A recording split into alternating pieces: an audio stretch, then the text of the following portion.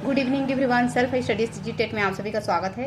यदि आप हमारे वीडियो में नए हैं तो चैनल को सब्सक्राइब कर ले और बेल आइकन को प्रेस कर ले, जिससे आपको हमारे वीडियो का नोटिफिकेशन मिलता रहे। तो आज के वीडियो में हम लोग देखेंगे, विषय है विज्ञान, जो सीजीटेट वर्ग 2 और टीचर भर्ती वर्ग 2 के लिए है। दोनों का सिलेबस सेम है तो टॉपिक भी सेम है। तो चलिए इसमें देखेंगे हम विज्ञान में इकाई 7 में जो टॉपिक है सजीव। सजीव के अंतर्गत कौन कौन से टॉपिक हमको पढ़ना है उसको देखेंगे। तो यहाँ जो है इकाई 7 से 6 नंबर के आपके सीजीटेट में प्रश्न बनते हैं और टीचर भर्ती वर्ग 2 में 3 नंबर के प्रश्न देखने को मिलते हैं। तो इसमें कौन कौन से टॉपिक है उसको देखेंगे। सजीव के अंतर्गत है सजीवों का लक्षण, सजीवों का वर्गीकरण और लिनियास का वर्गीकरण। तो यहाँ से एक नंबर के प्रश्न पूछा जा चुका है और पूछे जाने की संभावना है। यहाँ से 1 नंबर आपके पक्का है। और इसके अंतर्गत जो है और है कोशिका विभाजन है, पारिस्थितिक तंत्र है, मानव स्वास्थ्य है।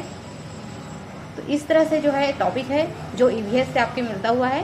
तो आप जो है पारिस्थितिक तंत्र और मानव स्वास्थ्य उसको आप जो है पर्यावरण के जो नोट्स है या वीडियो है उसको आप देख करके अच्छे से इसको कर सकते हैं। और जो इसके अंतर्गत जो इम्पोर्टेंट जो क्वेश्चन है उसको रखे गए हैं। तो यहाँ पर हम थ्योरी नहीं देखेंगे, एग्जाम की दृष्टि से जो इम्पोर्टेंट है उन्हीं टॉपिक को यहाँ पर जो है देखेंगे नोट्स के माध्यम से। अगर आपको वीडियो जो है अच्छा लगता है, हेल्प मिलता है, तो आप प्लीज़ करके चैनल को सब्सक्राइब कर लें इसी तरह से इम्पोर्टेंट वीडियो के लिए। तो चलिए स्टार्ट करते हैं।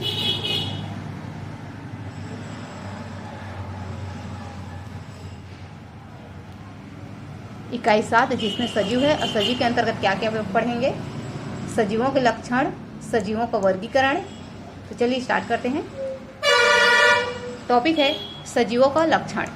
सजीव यानी कि जीव जंतु, पेड़ पौधे, ये सभी जो है सजीव है। इनमें जीव पाया जाता है उसको सजीव कहते हैं, जो चलायमान होता है। तो देखिए इसका लक्षण जो है, सजीव का लक्षण क्या क्या होता है।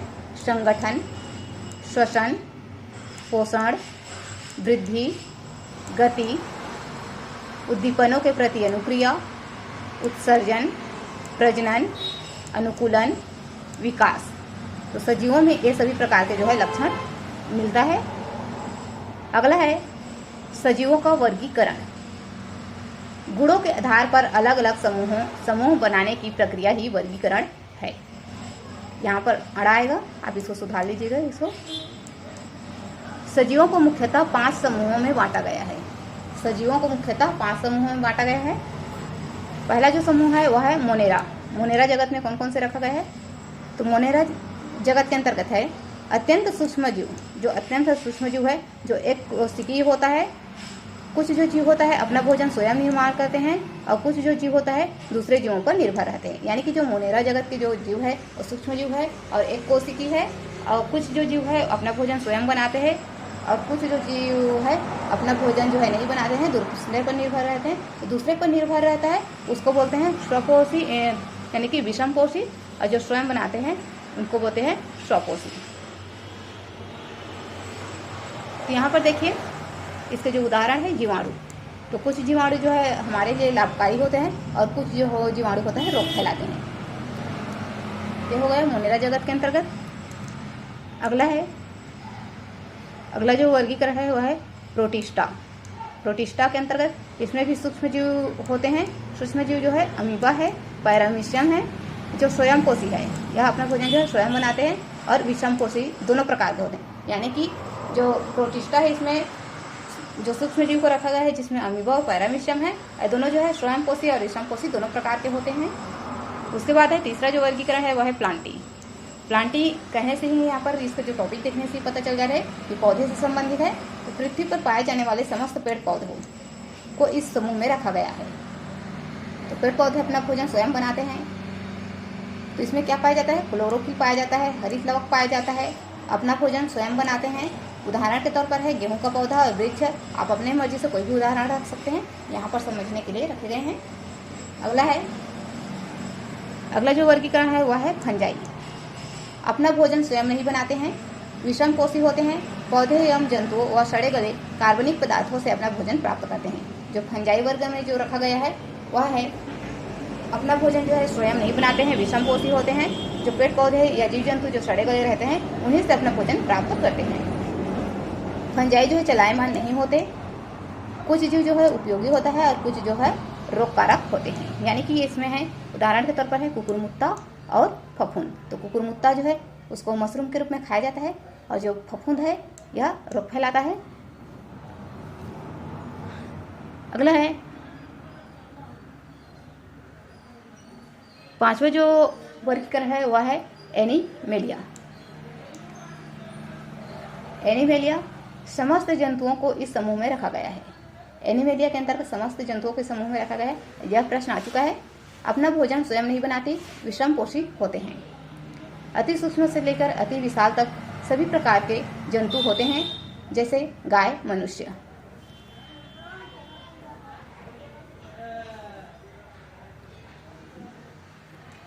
अगला है जलीय एवं स्थलीय। तो इससे संबंधित जो है कोई प्रश्न पूछ सकते हैं, या तो पेड़ पौधे से पूछ सकते हैं या जीव जंतु से पूछ सकते हैं, इसलिए इसको टॉपिक को नहीं लिखे हैं। लिनियस का वर्गीकरण, यहाँ से भी प्रश्न पूछा जा चुका है। आप इसको अच्छे से नेट में सर्च करके पढ़ सकते हैं या फिर एनसीईआरटी बुक से पढ़ सकते हैं। लिनियस ने जीवों के नामकरण की द्विनाम पद्धति को प्रचलित किया। इस पद्धति के अनुसार प्रत्येक जीवधारी का नाम लैटिन भाषा के दो शब्द कौन कौन से शब्द है? वंश नाम और जाति नाम। इसका वर्गीकरण कृत्रिम प्रकार का है। लिनियस ने जो है द्विनाम पद्धति जो है लैटिन भाषा के दो शब्द है, कौन कौन से है? वंश नाम और जाति नाम के द्वारा रखा गया। और वह जो है इसका जो वर्गीकरण है वह कैसे प्रकार का है? कृत्रिम प्रकार का। यही से प्रश्न बना गया था। लिनियस ने अपनी पुस्तकों genera plantarum, Systema नेचुरी, classes plantarum एवं फिलोसोफिया बॉटनिका में जीवधारियों का वर्गीकरण पर विस्तृत रूप से प्रकाश डाला है। यहाँ पर जो है मोबाइल के प्रॉब्लम की वजह से अच्छे से नहीं क्लियर दिख रहा है। लिनियस ने अपनी पुस्तक सिस्टम नेचुरी में संपूर्ण जीवधारियों को दो जगत में, पादप जगत एवं जंतु जगत में विभाजित किया। इससे जो वर्गीकरण की प्रणाली शुरू हुई, उसी से आधुनिक वर्गीकरण प्रणाली की नींव पड़ी। इसलिए कैलोरस लिनियस को वर्गीकरण का पितामह कहा जाता है। यहाँ से इम्पोर्टेंट है, प्रश्न बन सकता है, वर्गीकरण का पितामह किसे कहा जाता है? वह है लिनियस। अगला है, इससे संबंधित महत्वपूर्ण प्रश्न है जो प्रीवियस ईयर में पूछा जा चुका है और पूछे जाने की संभावना है। 5 जगत वर्गीकरण में प्राणी समभोजी प्रकार की पोषण विधि निम्न में से किस जगत में पाई जाती है? प्रोटिस्टा, कवक, प्लांटी, एनीमेलिया। इसका जो सही आंसर लिया गया है सीजी व्यापम में एनीमेलिया को लिया गया है। नेक्स्ट है, लिनियस का वर्गीकरण निम्न में से किस प्रकार का है? प्राकृतिक, कृत्रिम, जाति वृत्ति, अर्ध जाति वृत्ति। तो यहाँ पर इसका जो सही आंसर है, लिनियस वर्गीकरण किस प्रकार क्या है? थ्योरी में देखें वहाँ पर है कृत्रिम प्रकार का जो है उसने वर्गीकरण किया है। अगला है, लिनियस का वर्गीकरण तंत्र का आधार। ये प्रश्न जो है प्रीवियस ईयर नहीं है, इसको अपने तरफ से दिए गए हैं, ये इम्पोर्टेंट भी है। आकारिकी, पारिस्थितिकी विज्ञान, भ्रूण विज्ञान, कोशिका विज्ञान। तो लिनियस का जो वर्गीकरण का तंत्र है वो क्या है? वो आकारिकी विज्ञान है। अगला है, सजीवों की संरचना। ये जो टॉपिक है इसको आप जो है अरिहंत के बुक से या फिर कक्षा 8वीं के बुक से या फिर एनसीईआरटी से आप डाउनलोड करके अच्छे से पढ़ सकते हैं इसके थ्योरी को। यहाँ पर हम डायरेक्ट प्रश्न रखे हैं। कोशिका विभाजन की सर्वप्रथम धारण रुडोल्फ विर्चाप ने दी है। कोशिका की संज्ञा रॉबर्ट हुक 1665 में दिया है। रॉबर्ट हुक है 1665 में दिया है। कोशिका सिद्धांत इसने 2 व्यक्ति ने दिया है। 1838 में मैथियास स्लाइडेन जर्मनी वनस्पति विज्ञान है और 1839 में थियोडोर स्वान जर्मनी प्राणी विज्ञान से है। आप इसको अच्छे से जरूर देखें, यहाँ से 1 नंबर के प्रश्न आपको देखने को जरूर मिलेंगे। कोशिका विभाजन की निम्न में से किस अवस्था में गुणसूत्र बिंदु विखंडित होते हैं? पूर्वावस्था, मध्यावस्था, पश्चावस्था, अंत्यावस्था। तो ये वाले जो प्रश्न है हमेशा 1 नंबर का प्रश्न बनता ही है। इसका सही आंसर है वो है पश्चावस्था। अगला प्रश्न है, सजातीय गुणसूत्र अर्धगुणसूत्र सहित निम्न में से किस अवस्था में विपरीत ध्रुवों की ओर चले जाते हैं? विपरीत ध्रुवों की ओर बोल रहा है, यह जो है पश्चावस्था प्रथम, पश्चावस्था द्वितीय, उपरोक्त सभी। तो यानी कि पश्चावस्था में जो है विपरीत ध्रुवों की ओर चले जाते हैं, तो यह जो है उपरोक्त सभी में होगा, सभी में पाया जाता है। अगला है, अर्धसूत्री कोशिका विभाजन की किस अवस्था में सेंट्रोमियर का विभाजन होता है? यानी कि अर्धसूत्री कोशिका विभाजन में सेंट्रोमियर की विभाजन किस अवस्था में होता है? एनाफेज द्वितीय, लेप्टोटीन, जाइगोटीन। तो इसका जो सही आंसर है वह है एनाफेज द्वितीय। अगला है, पौधों में अर्धसूत्री विभाजन के अध्ययन हेतु सर्वाधिक उपयोग भाग है? जड़ का अग्रभाग, तने का अग्रभाग, पराग मातृ कोशिका, भ्रूण कोश। इसका सही आंसर है पराग मातृ कोशिका। अगला है, मानव स्वास्थ्य एवं शरीर। आप इसको अच्छे से पर्यावरण की जो नोट्स है या वीडियो है उसको अच्छे से पढ़कर इसको समझ सकते हैं। यहाँ पर इसको बेसिक्स को रखे हैं। सूक्ष्म जीव, तो सूक्ष्म जीव कौन कौन से? जीवाणु है, वायरस है, कवक है। इन सभी से जो होने वाली बीमारी है उसके बारे में बताया गया है यहाँ पर। कवक का जीवन चक्र, तो कवक का जीवन चक्र जो है सरल से जो है जटिल होता है। कवक का जीवन चक्र सरल से जटिल होता है। कवक की कोशिका संगठन जो है यूकोरियोटिक प्रकार का होता है। कोशिका भित्ति सेल्यूलोज अथवा काइटिन तथा पॉलीसेकेराइड होता है। कवक मृतोपजीवी, परजीवी या सहजीवी होते हैं। यहाँ से प्रश्न आ चुका है। अगला है, जलीय कवक। जलीय कवक प्लावी, पादप, शैवाल, जो जल में रहता है, नदी, तालाब, ये सभी में पाया जाता है। स्थलीय कवक, मृदा कवक, जो पाइलोबोलस, सहजीवी कवक, स्पोमाइसिटीज व बेसिडियोमाइसिटीज। अगला है, परजीवी कवक, पक्सिनिया, अल्टेरिनिया। अगला है, सहजीवी, इंपॉर्टेंट है, ये आ चुका है।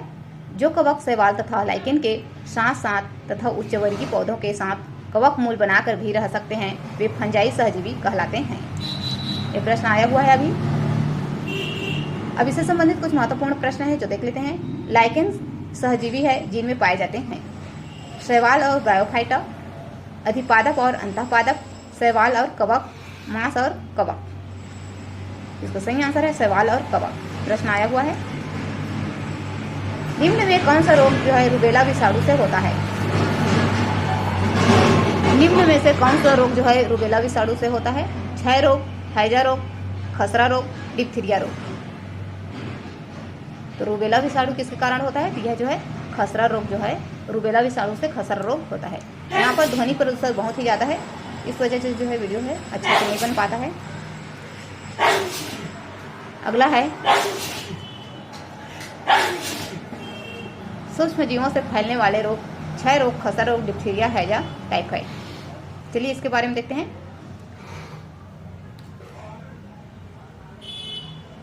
जीवाणु जनित संक्रामक रोग पहले देखेंगे हम। जो जीवाणु से होने वाले जो रोग है उसको पहले देखेंगे। तो रोग जो है दो प्रकार के होते हैं, एक संक्रामक रोग होते हैं, एक जो है असंक्रामक रोग होते हैं। तो संक्रामक रोग देखेंगे जीवाणु से। क्षय रोग को ही टीबी रोग बोलते हैं या तपेदिक बोलते हैं। तो इसको जो रोगजनक है या जीवाणु है वो है माइक्रोबैक्टीरियम ट्यूबरकुलोसिस। अगला है डिप्थीरिया। तो डिप्थीरिया इसका जो जीवाणु है वो है कारिन बैक्टीरियम डिप्थेरियाई। अगला है हैजा जो है विब्रियो कॉलेरी। अगला है टाइफाइड साल्मोनेला टाइफी। अगला है विषाणु जनित संक्रामक रोग। संक्रामक रोग यानी कि जो फैलता है उसको संक्रामक रोग कहते हैं और जो नहीं फैलता है उनको असंक्रामक रोग कहते हैं। तो विषाणु जनित है विषाणु से होने वाला खसरा जो हमारे सिलेबस में है। तो खसरा रोग रूबियोला वायरस से होता है, पोलियो वायरस से होता है, छोटी माता वायरिसेला जोस्टर से होता है, डेंगू फ्लैवी वायरस या डेंगू वायरस से होता है, रेबीज जो है रेहेब्डो वायरस से होता है। इस प्रकार से जो है सभी इंपॉर्टेंट है। अगला है, इससे संबंधित कुछ महत्वपूर्ण प्रश्न है। मानव में होने वाली कौन सी बीमारी संक्रामक नहीं है? संक्रामक बीमारी कौन सी नहीं है? कैंसर, ट्यूबरकुलोसिस, हैजा, कंजक्टिवाइटिस। तो यहाँ पर जो है कैंसर एक ऐसा बीमारी है जो है संक्रमित नहीं होता, फैलता नहीं है। तो बाकी जो है ये सभी संक्रामक रोग है। इसलिए इसका ये ऑप्शन जो है सही है। अगला है संक्रामक रोग फैलने के कारण और बचाव। जो संक्रामक रोग है फैलते हैं उसके कारण और बचाव को देखना है। प्रत्येक वर्ष 7 अप्रैल को विश्व स्वास्थ्य दिवस मनाया जाता है। विश्व स्वास्थ्य संगठन जो है WHO। जन्मजात रोग, देखिए रोग जो है 2 प्रकार के होते हैं, जन्मजात रोग होते हैं और एक होता है उपार्जित रोग। तो जन्मजात रोग जो होता है वर्णांतता होता है और उपार्जित रोग जो होता है संक्रामक रोग होता है और असंक्रामक रोग होता है। तो संक्रामक रोग क्या है? जो एक व्यक्ति से दूसरे व्यक्ति में फैलता है, विषाणु जीवाणु कवक जनित। जो विषाणु जीवाणु या कवक के द्वारा जो है एक व्यक्ति से दूसरे व्यक्ति में फैलता है उसको बोलते हैं संक्रामक रोग। अगला है असंक्रामक रोग। जो रोगी जो व्यक्ति होता है उससे जो है स्वस्थ व्यक्ति जो है उससे संचरण नहीं होता है, उससे फैलता नहीं है, उसको असंक्रामक रोग कहते हैं। जैसे हृदय रोग, कैंसर आदि। अगला है जीवाणु जनित रोग, यानी कि जीवाणु से होने वाले रोग, उसके उपचार, उसके लक्षण, इसको देखेंगे इसमें डिटेल में। सभी से जो है प्रश्न बनता ही है, आप इसको अच्छे से जरूर देखें। क्षय रोग, तपेदिक टीबी, इसकी खोजकर्ता कौन है? तो है रॉबर्ट कोच है। रोगजनक कौन है? तो माइक्रोबैक्टीरियम ट्यूबरकुलोसिस है। जीवाणु ट्यूबरकुलिन नामक विषैला पदार्थ स्रावित होता है जिससे थूक, खांसी, छींक, बलगम के साथ खून आता है। रोकथाम है या उपचार है BCG का टीका, बचाव के लिए और नियंत्रण के लिए एंटी ट्यूबरकुलर चिकित्सा तथा डोस पद्धति। अगला है हैजा। हैजा जो है, हैजा का रोगजनक है विब्रियो कॉलेरी, वाहक है घरेलू मक्खी। प्रभावित अंग जो है वह है छोटी आंत। रोकथाम उपचार जीवन रक्षक घोल, जिसको ORS के नाम से जानते हैं। अगला जो टॉपिक है वह है टाइफाइड, जिसको मोतीझरा भी बोलते हैं और आंत्रशोथ भी बोलते हैं। यह भी पर्यावरण में है आपके। तो यह किसके कारण होता है? जो है दूषित भोजन, दूषित जल के कारण जो है फैलता है। इसका रोग वाहक है घरेलू मक्खी है। रोगजनक है साल्मोनेला टाइफी है। प्रभावित जो अंग है वह है छोटी आंत है। छोटी आंत में वृद्धि होती है। रोकथाम उपचार है TAB की टीके और ओरल टाइफाइड वैक्सीन, OTB, क्लोरोमाइसिरिन औषधि। अगला है डिप्थीरिया, गलघोटू, कारक जीव। जो डिप्थीरिया गलघोटू है इसका जो कारक जीव है वो है कोरिक बैक्टीरियम डिप्थेरी। संक्रमण खांसने, छींकने, थूकने, लार गिरने से। लक्षण बालक का गला घुटने लगता है। बचाव उपचार तो इसका है सिक टेस्ट परीक्षण और DPT का टीका। अगला है विषाणु जनित रोग। खसरा, तो खसरा जो है रूबियोला वायरस से होता है। अंग प्रभावित जो है त्वचा, श्वसन नाल। अब देखेंगे प्रोटोजोआ जनित रोग, जो आपके पर्यावरण में अच्छी तरह से इसको उसके डिटेल लिखा हुआ है। यहाँ पर हम बेसिक चीज देख रहे हैं। मलेरिया मादा एनाफिलीज मच्छर के काटने पर होता है। परजीवी प्लाज्मोडियम है। प्रभावित जो है यकृत कोशिकाओं व लाल रक्त कणिकाओं को नष्ट करता है। अगला है अमियोबायोसिस, एंटमीबा हिस्टोलिटिका। संचरण जो है दूषित भोजन व जल। लक्षण आंत में अल्सर, पेट दर्द।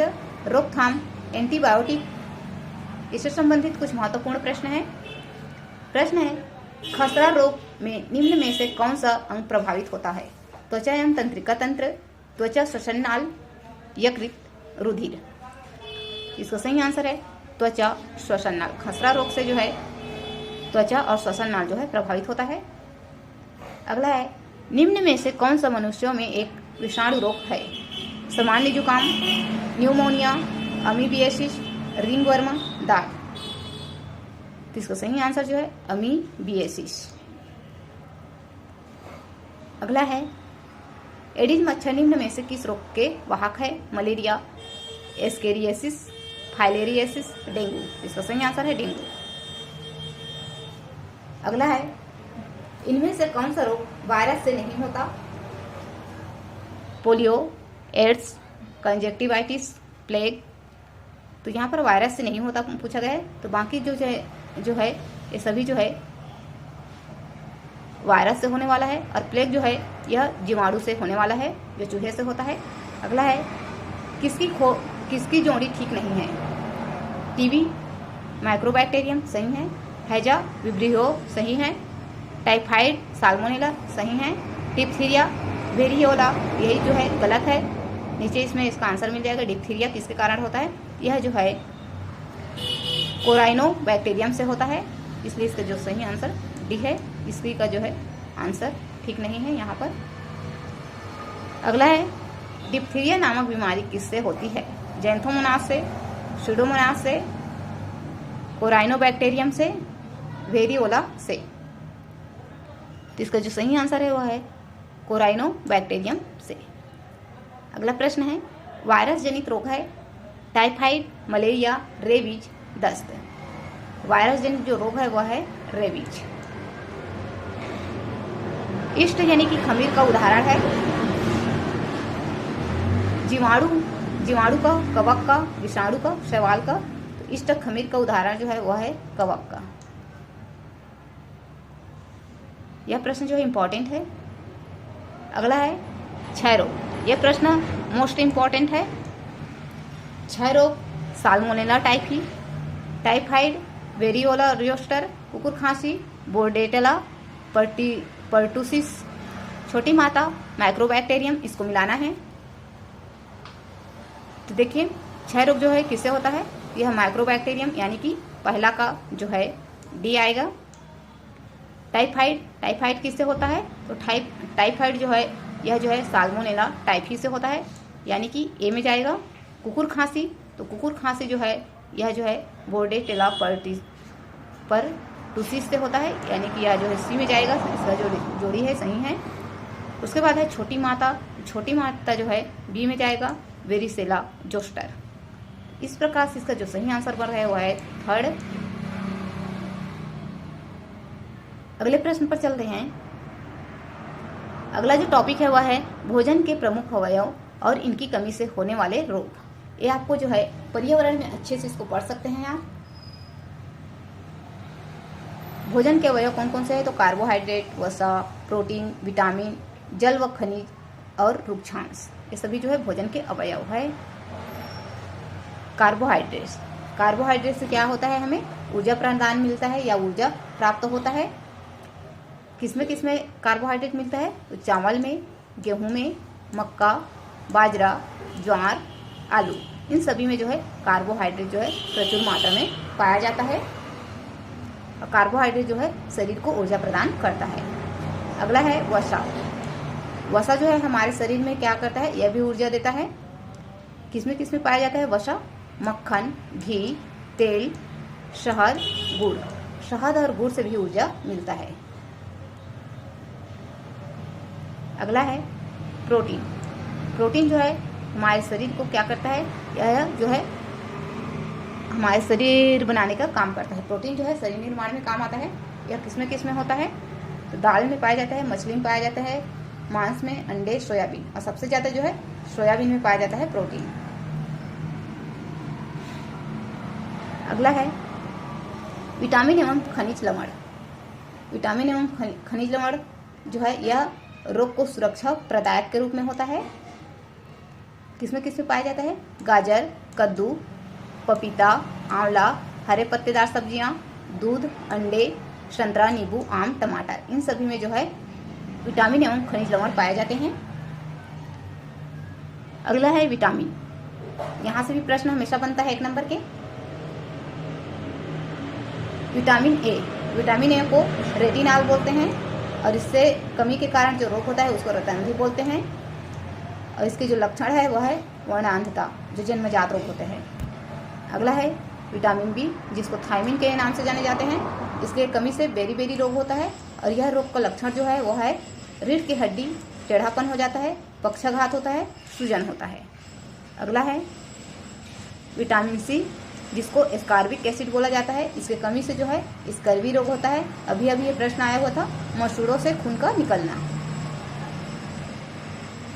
अगला है विटामिन डी, कैल्शियम, फेराल। जिसकी कमी से रिकेट्स होता है, और यह पसली निकलना, लगातार हड्डियों का टूटना। तो इस प्रकार से जो 4 विटामिन है, यहीं से ही प्रश्न बनता है, चाहे वो आपके पर्यावरण में हो या साइंस में हो। जो आपके सिलेबस में है उतना से ही प्रश्न जो है बनता है, और 1 नंबर पक्का बनने का ही। अगला है विटामिन के स्रोत। Vitamin A. विटामिन ए किस में पाया जाता है? दूध, पनीर, मक्खन, अंडे, लीवर, आयल, गाजर, आम, पपीता, सीताफल, पालक, शकरकंद, इन सभी में जो है विटामिन के स्रोत है। Vitamin B, yeast, liver, paneer, दूध, पत्तीदार सब्जियां, मांस, साबुत अनाज, इन सभी में जो है विटामिन बी पाया जाता है। विटामिन सी, आंवला, पत्तेदार गोभी, पत्ता गोभी, टमाटर, नींबू, संतरा, आम, हरी मिर्च, अमरूद, अनानास, अंकुरित चना, इन सभी में विटामिन सी पाया जाता है। विटामिन डी, दूध, पनीर, अंडे की जर्दी, कार्ड, लीवर, आयल, मछली, मक्खन, इन सभी में जो है विटामिन डी पाया जाता है। इसके अतिरिक्त जो है विटामिन के भी पूछा जाता है कभी कभी। तो विटामिन के जो है हरे पत्तेदार सब्जियां और सोयाबीन, टमाटर में पाया जाता है। और इन प्रोटीन की कमी से जो होने वाला बीमारी है वह है मेरास्मस और क्वास्कियोकर, जो कि अभी प्रश्न में पूछा गया था। प्रोटीन की कमी से होने वाला जो रोग है वह है मेरास्मस और क्वास्कियोकर। इससे संबंधित कुछ प्रश्न है। निम्नलिखित में से कौन सा विटामिन कैल्शियम के अवशोषण के लिए आवश्यक होता है? Vitamin A, vitamin B, vitamin C, vitamin D. इसका जो सही आंसर है वह है विटामिन डी। कैल्शियम पूछा गया है तो विटामिन डी रहेगा। विटामिन डी में कैल्शियम की मात्रा होती है। बेरी बीमारी किसकी कमी से होती है? Vitamin D, vitamin B, vitamin C, vitamin K. तो बेरी की जो बीमारी होती है वह विटामिन बी या विटामिन B1 की कमी से होता है। अगला है शरीर में प्रोटीन की कमी से होने वाले जो रोग है रिकेट्स, स्कर्वी, रतौंधी, क्वास्कियोकर। प्रोटीन की कमी से जो होने वाले रोग है वह है क्वास्कियोकर। अगला प्रश्न है सूर्य प्रकाश की सहायता से मानव शरीर किस विटामिन को बनाता है? यानी कि जो सूर्य के प्रकाश जो मिलता है वह कौन सी विटामिन है? तो वह है विटामिन डी। अगला है भोजन में निम्न में से किसकी कमी से रतौंधी रोग होता है? भोजन में किसकी कमी से रतौंधी रोग होता है? प्रोटीन, वसा, विटामिन ए, विटामिन सी। तो किसकी कमी से होता है? यह जो है रतौंधी रोग जो होता है वह है विटामिन ए की कमी से होता है। अगला है एड्स बीमारी से प्रभावित होने वाले तंत्र है पाचन तंत्र, श्वसन तंत्र, केंद्रीय तंत्रिका तंत्र, प्रतिरक्षा तंत्र।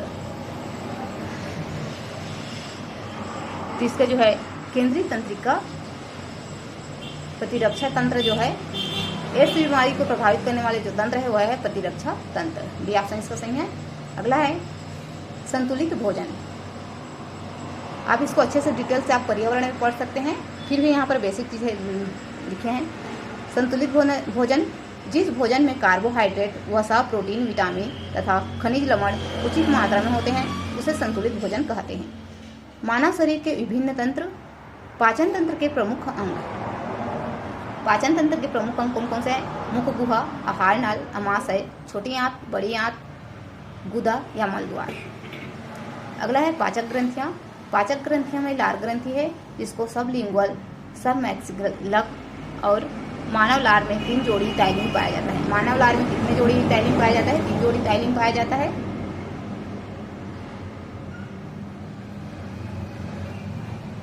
अगला है यकृत।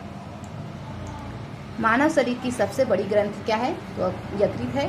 पित्त रस का निर्माण होता है, पित्ताशय इकट्ठा होता है यकृत में। यकृत के कार्य ग्लूकोजकों को ग्लाइकोजन में बदलकर संचित करती है। अमीनो अम्लों को पायरुविक अम्ल तथा अमोनिया में बदला जाता है। यह क्रिया डीएमिनेशन कहलाती है। यकृत यूरिया का निर्माण करती है। यूरिया के निर्माण की प्रक्रिया में यकृत अमोनिया को यूरिया में बदला जाता है। अगला है अग्नाशय। यह अंतःस्रावी एक बहिस्रावी ग्रंथि है। आहार नल, मुख गुहा, ग्रासनली, अमाशय, आंत, दांत। मुख गुहा में ऊपरी व निचले जबड़ों में दांतों की एक पंक्ति उपस्थित होती है। यानी कि जो है यहाँ से भी 1 नंबर के प्रश्न पूछे जाते हैं दंत सूत्र करके, तो आप इसको अच्छे से जरूर देख लें। मनुष्य में 16 दांत दोनों जबड़ों में कुल 32 दांत पाए जाते हैं। 8 आधे दांत एक जबड़े में और एक जबड़े में बाएं ओर और दाईं ओर तथा 8 आधे दांत जो है बाईं ओर होती है। यानी कि जो है दाईं ओर 8 आधे दांत होते हैं और 8 आधे दांत जो है बाईं ओर होते हैं। मनुष्य में दांत के 4 प्रकार होते हैं। दांत के कितने प्रकार होते हैं? मनुष्य में 4 प्रकार के होते हैं। कौन कौन से होते हैं? कृदंतक जिसको इंसाइजर बोलते हैं, और होता है केनाइन जिसको रदनक बोलते हैं, अग्रचवर्णक, प्रीमोलर्स, चवर्णक, मोलर्स। इस प्रकार से 4 प्रकार के दांत होते हैं जिसमें दंत सूत्र जो है पूछा जाता है।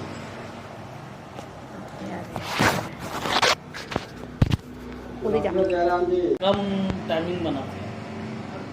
दंत सूत्र में जो है आई यानी कि कृदंतक जिनको इंसाइजर बोलते हैं, यह 2 होता है, यानी कि ऊपर में 2 नीचे में 2। अगला है सी यानी कि कैनाइन्स जो रदनक है, ऊपर में 1 और नीचे में 1।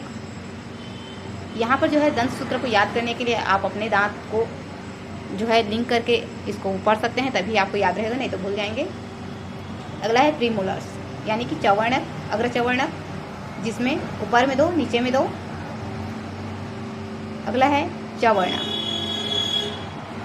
चवर्णक जिसको मोलर्स बोलते हैं, तो आपके ऊपर जबड़े में 3 और नीचे जबड़े में 3। इस तरह से जो है 8 गुणा 2 तो 16 16 दूने 32। इस तरह से जो है दंत सूत्र बनता है। तो यहाँ पर जो क्या बन रहा है, इंसाइजर जो है 2 बन रहा है, यानी कि 2/2, और केनाइन्स जो है 1/1 बन रहा है। प्रीमोलर्स 2/2 बन रहा है, और मोलर्स जो बन रहा है 3/3। इस तरह से जो है दंत सूत्र का निर्माण होता है। तो क्या बनेगा ये 21/23, 21 जो है 23 बनेगा। चलिए आगे देखते हैं। कृदंतक यानी कि इंसाइजर्स आई सब जो कृदंतक है, यह सबसे आगे की चपटे की दांत है। इनकी संख्या जो है 2 होती है। इनकी संख्या 2 होती है। इसको आप मिलाते जाएं। उदाहरण हाथी दांत, चूहे के कुतरने की दांत, यह कुतरने का काम आता है जो है, ये दोनों दांत है। रदनक जिसको सी से डिनोट करते हैं, यह जबड़े के प्रत्येक और एक दांत नुकीले होते हैं। अगला है चवर्णक एवं अग्रचवर्णक, मोलर्स और प्रीमोलर्स। यह 2 अग्रचवर्णक तथा 3 चवर्णक होते हैं जिनका कार्य पिसना होता है। जो मोलर्स और प्रीमोलर्स होता है, उनका कार्य क्या होता है, तो पदार्थों को पीसने का कार्य करता है, या जो है भोजन को पीसने का कार्य करते हैं। कुछ प्राणियों में श्वसन, मछली, झींगा, सीप, ये जो है अपना जो श्वसन किसके माध्यम से करता है, तो क्लोम और गिल के माध्यम से करता है। छिपकली, पक्षी एवं मनुष्य, यह किसके माध्यम से करता है, यह जो है फुफ्फुस यानी कि फेफड़ा के माध्यम से करता है। केचुआ किसके माध्यम से करता है, यह त्वचा के माध्यम से करता है। टिड्डे और मक्खी, यह जो है श्वास नली के माध्यम से करते हैं। टिड्डे, मक्खी एवं तिलचट्टे, यह जो है श्वास नली के माध्यम से करते हैं। अंतःस्रावी ग्रंथियाँ, इसको आप जो है अच्छे से इसको पर्यावरण में पढ़ सकते हैं, वहाँ पर डिटेल्स है। यहाँ पर इससे संबंधित कुछ प्रश्न हैं। मानव शरीर में परासरण नियंत्रण करने वाले अंग है। अमाशय, यकृत, वृक्क, फेफड़े। मानव शरीर में परासरण नियंत्रण करने वाले अंग है, तो वह है वृक्क। मनुष्य का दंत सूत्र है 21-23/21-23, 23-21/23-21, 32-21/32-21, 12-23/12-23। इस प्रकार से इसका जो सही आंसर है वह है ए 21-23/21-23। इस तरह से आज का जो है वीडियो समाप्त होता है। अगर यहाँ पर कहीं पर त्रुटि है उसके लिए क्षमा करती हूँ। आपको इसी तरह से इम्पोर्टेंट वीडियो चाहिए तो आप कमेंट कर सकते हैं। जितना कमेंट आएगा, जितना ज़्यादा कमेंट रहेगा, तभी आपको नेक्स्ट वीडियो मिलेगा जो इम्पोर्टेंट है, वही वीडियो आपको मिलेगा इस नोट्स के माध्यम से। वीडियो को देखने के लिए धन्यवाद।